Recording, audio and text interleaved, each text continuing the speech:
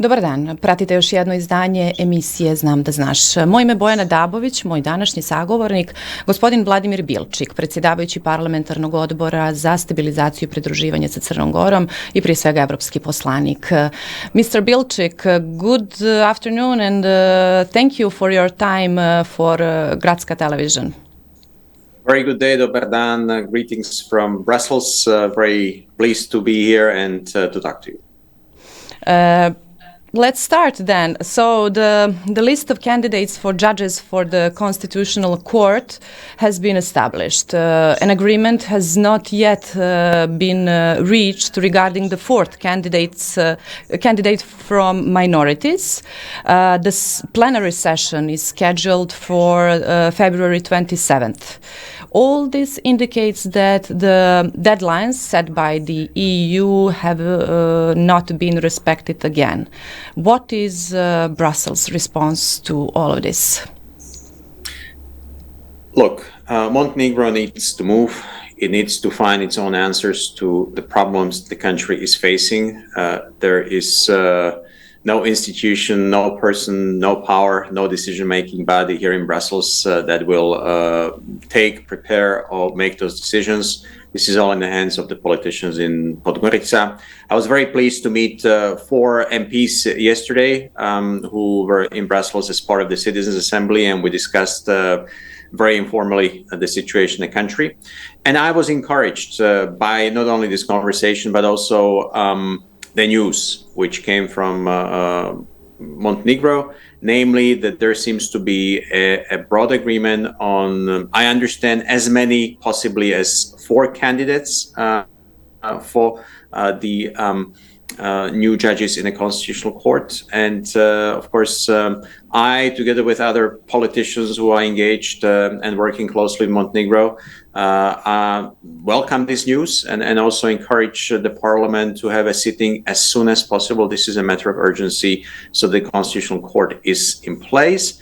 Ideally is fully in place with all 7 judges in the run-up to the presidential elections. And of course, it's been months now since the local elections, which have not been validated. There are a number of issues in the pipeline which remain controversial, including the amendments on the law of the president, which we criticized heavily. And I think it's really long overdue that Montenegro has a functioning constitutional court. And I hope that by the end of this month, at the latest, there can be a clear move in that direction. We would, of course, welcome this. As you're asking me, is this long overdue? Yes, it is. But can there be a solution? Yes, there can. And this is the most important news. So good news, good sign. And again, only dialogue, only consensus, only understanding, which engages the opposition and the governing majority in a direct conversation and agreement which surpasses the political lines in the parliament is the only way forward, because of course Montenegro needs a constitutional majority for this decision, and it would be ideal if the judges received as wide as possible the support in the parliament, because that'll give the Constitutional Court a broad legitimacy as well for coming years.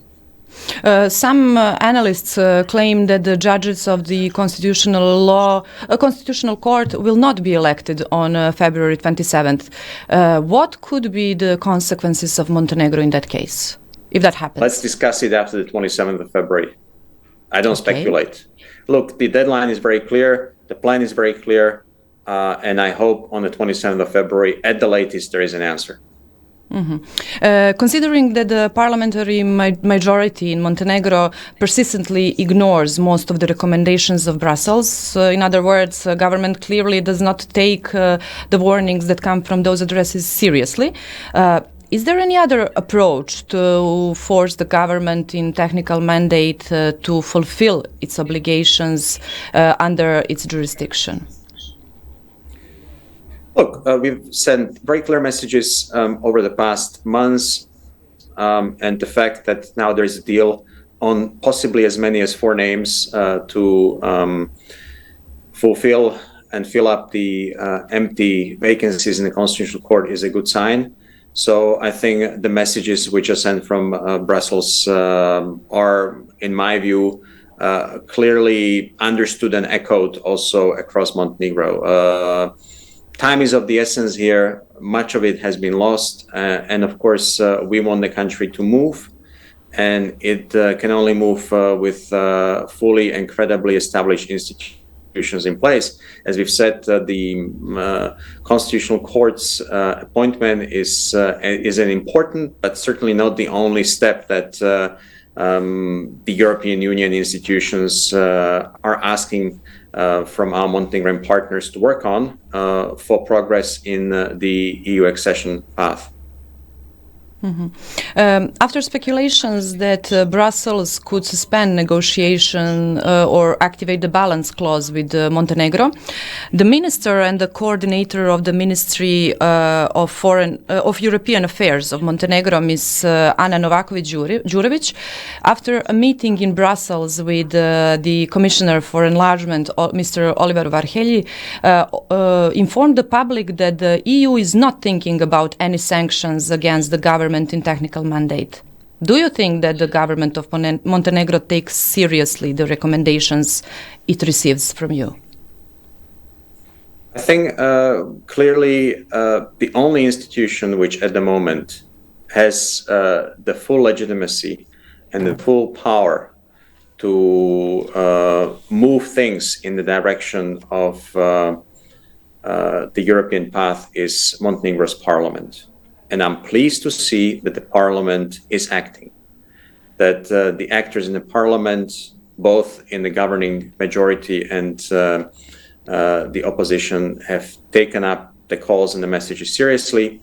There seems to be a deal on the appointment of the Constitutional Court, and that is extremely important. It's important that Montenegro has this institution in place. It's important that the presidential elections are well prepared, they are free and fair, and all candidates who decide to run can run in an environment which provides for free and fair campaign and elections.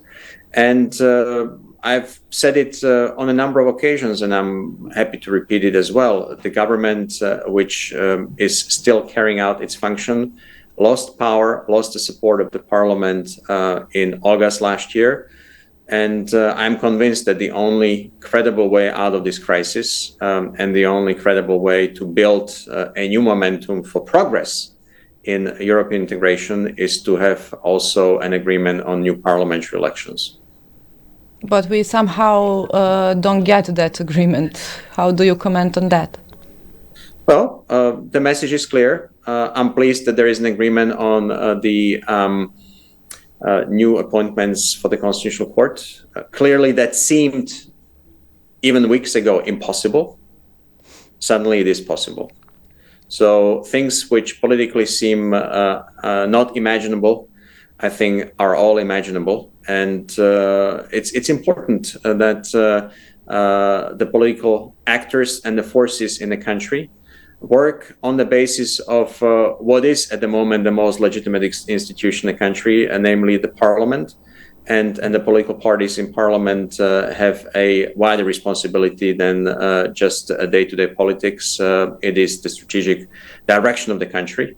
And I hope the direction can be based on democratic processes, on legitimate decisions in line with the Constitution. And the appointment of the judges to the Constitutional Court is an important test. And if this is possible, I think all other issues are also possible.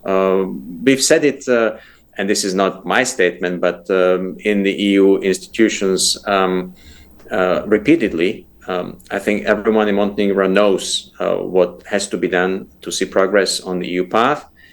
The task is to do it.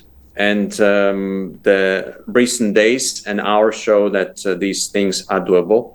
So just as we see that there is an agreement on this issue, there is a clear pathway towards presidential elections.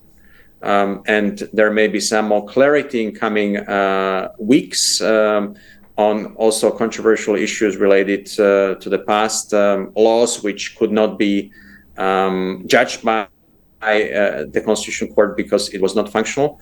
All of these things can be resolved fairly quickly, and I think that also paves a clear political space for Montenegro's future legitimate political government based on a fresh mandate, which is going to be handed out by voters. I think it's all again in the hands of the Montenegrin politicians. And it is important that progress is made. Of course, European Parliament will at some point this year start working on the report on Montenegro as well. Tomorrow, we are speaking tonight or today on Wednesday. Tomorrow, we are going to be discussing the reports on Serbia and on Kosovo in the Foreign Affairs Committee.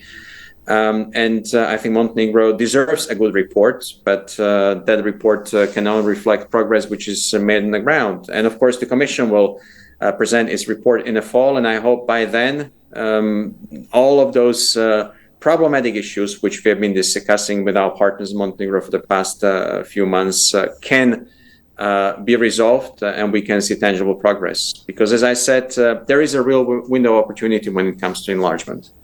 And Montenegro is in the best position to make progress. And at the moment, what is stopping that progress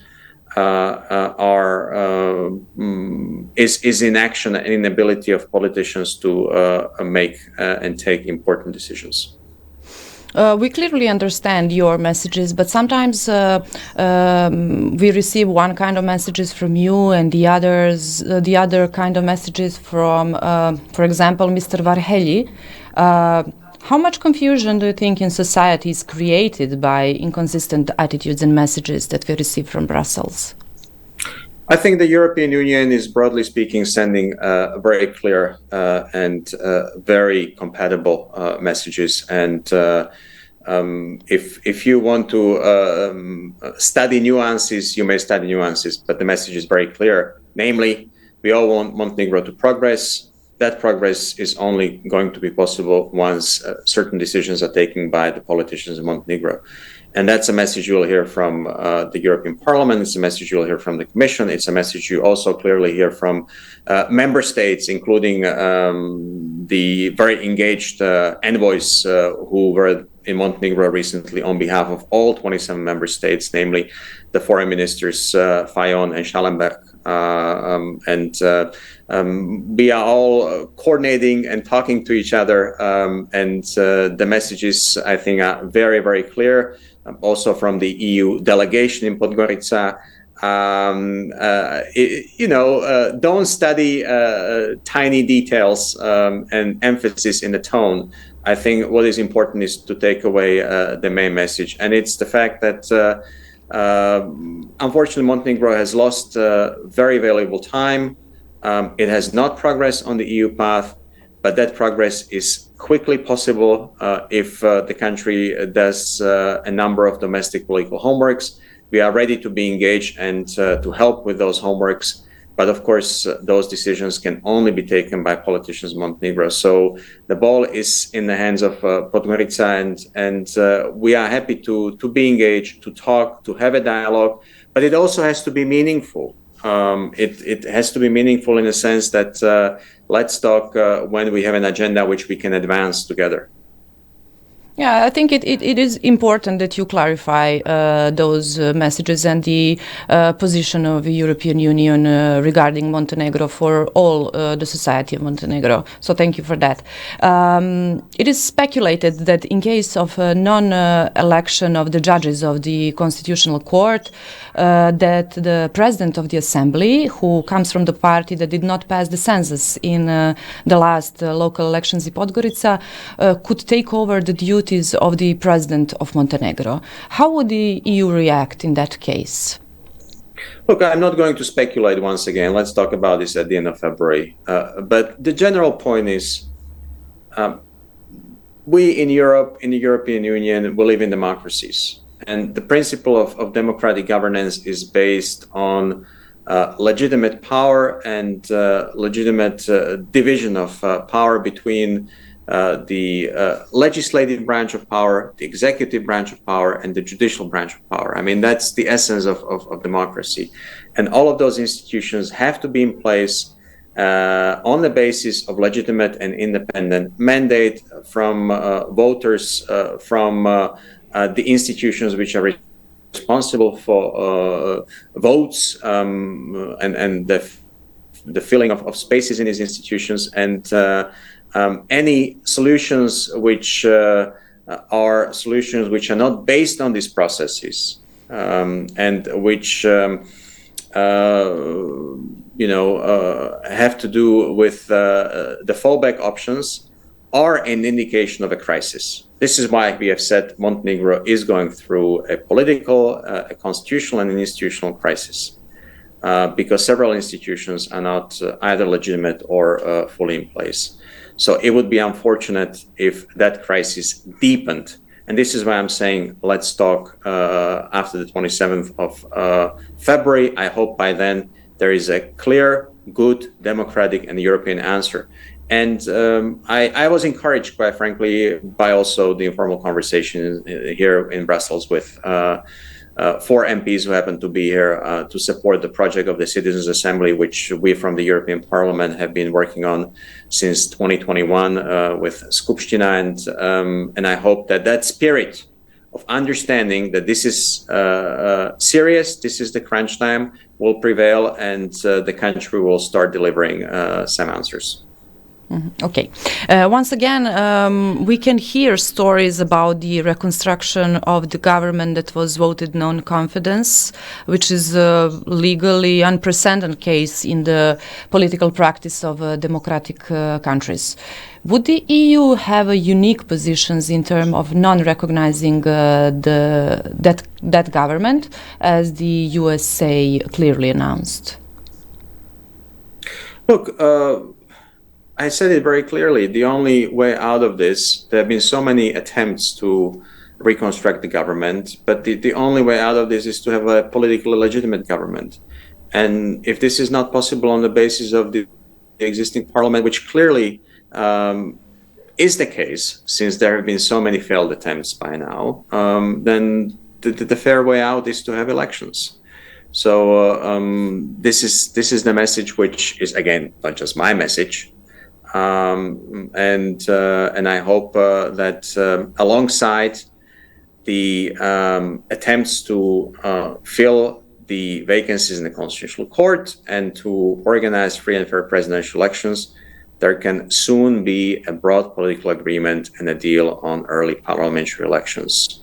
I think it would be good also for a fresh and clean start in our discussions with our partners in Podgorica at all levels and all institutional points of engagement when it comes to really making true progress on an EU path. And let the voters decide, free and fairly.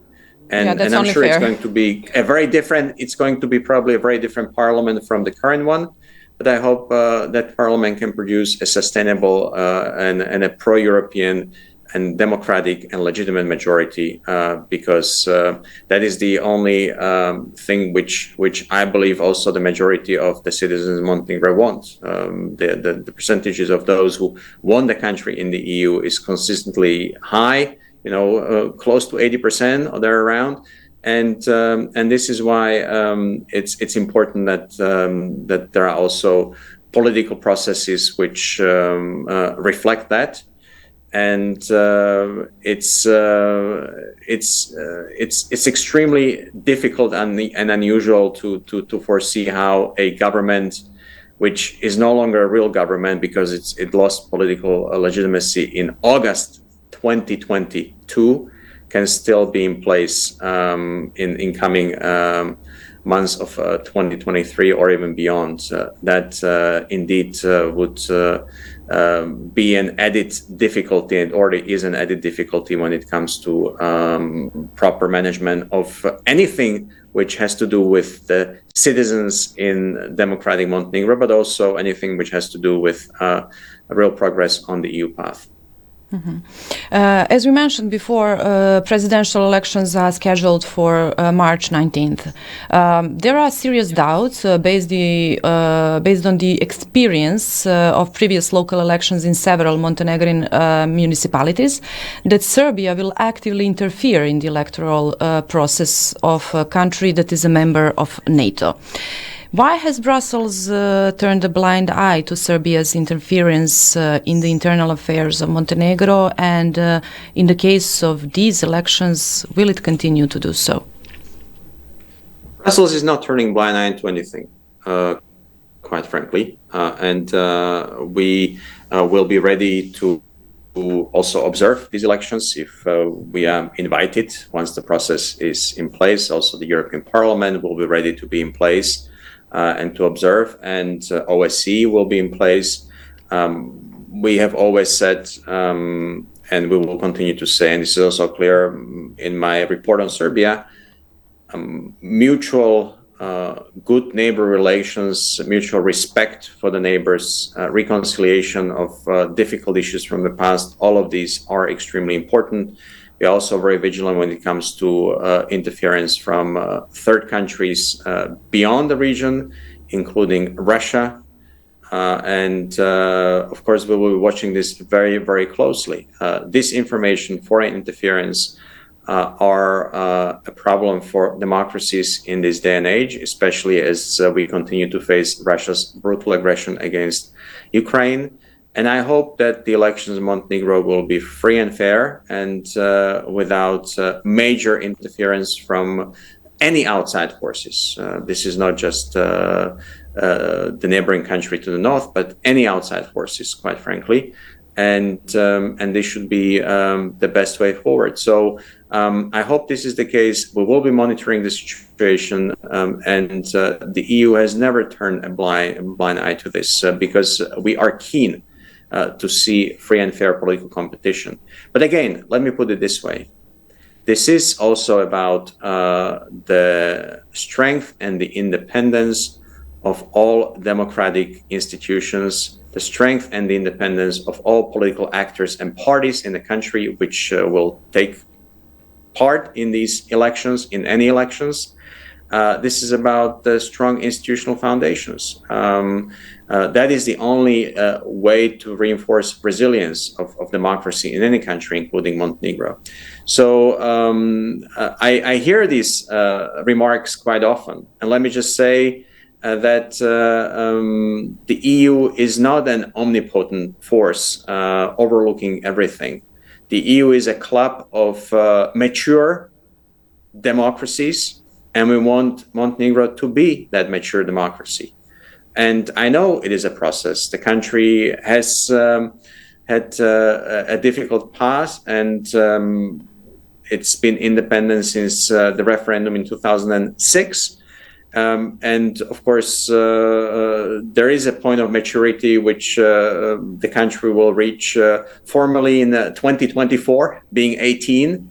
So it's every election is a test of the maturity, but it's important that with every election there is a greater sense of the fact that the country is standing on its own, the political forces are standing on their own, and there are strong institutional democratic foundations. And this is where the EU can be helpful in the run-up to any elections as well. We have our own institutions which are monitoring the hybrid threats.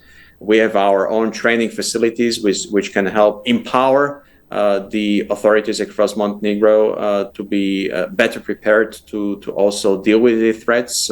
We are already working closely with Montenegrin authorities to confront different cyber threats and possible cyber attacks. And of course, it's again important that those who will be in charge of organizing these elections are closely in touch with the various actors in the EU and across the EU. Because what matters is what happens before the elections, what happens in the run-up to elections, what happens to prevent any interference. It's very difficult to deal with the issues once they happen. So I'm glad you're raising this issue because it is an important issue. But once again, let's also be clear that the successful organizations of the elections in Montenegro are majorly and almost exclusively and purely in the hands of the authorities in Montenegro. And I have full trust in the fact that you can manage. And we are happy to be helpful. Yes, so we don't have a lot more time till the end of this show, but I have a few more questions. So some domestics and regional analysts and journalists are known to say that the political and diplomatic representatives of our Western partners are often benevolent towards the violation of European values and principles in the countries of the region. How do you respond to this type of criticism? I'm not going to speculate. Let the analysts do their jobs. I think we, as politicians, we have our responsibility, and we must do our job as diligently and as responsibly as possible. And that's my job. And I'm going to continue to do my job as well as I can. And I will speak up anytime I feel that there is a problem, there is injustice. I think this is the task of politicians. But again, I would also encourage everyone to look at the fact that 80 to 90% of the answers to Montenegro's problems, including the challenges connected with elections, with the EU path, are within Montenegro. They will not come from the outside of the country.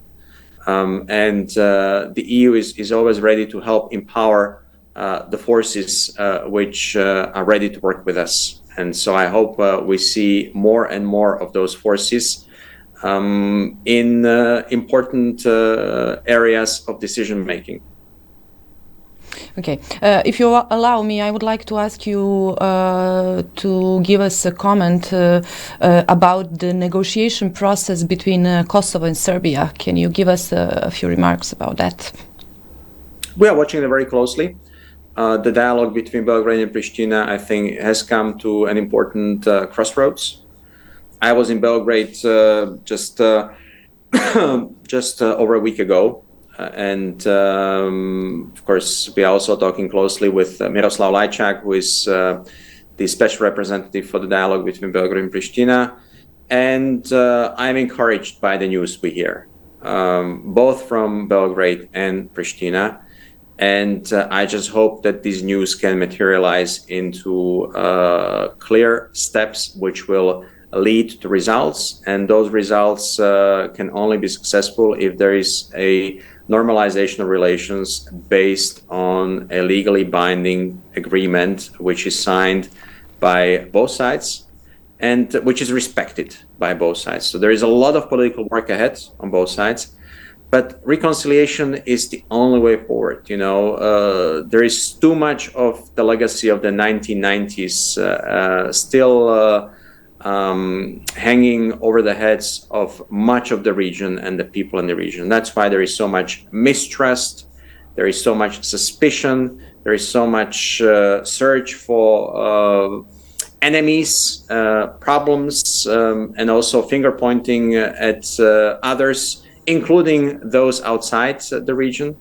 And I can understand that. I can understand the emotions. I sympathize with that. That war of the 1990s was a terrible war. And the best news for the region more broadly would be if the relations between Belgrade and Pristina could come to terms with that tragic past. Do you think it is a mistake that the EU appointed representatives of EU countries, if not all, but most of them, did not recognize Kosovo's independence and as negotiators or supervisor of the negotiation process between Serbia and Kosovo? Can it be understood as rooting for one side? Absolutely not. Absolutely not. Miroslav Lajčák has the full support of all 27 member states. He has the full support of the European Parliament. He has the full support of people working across the EU institutions.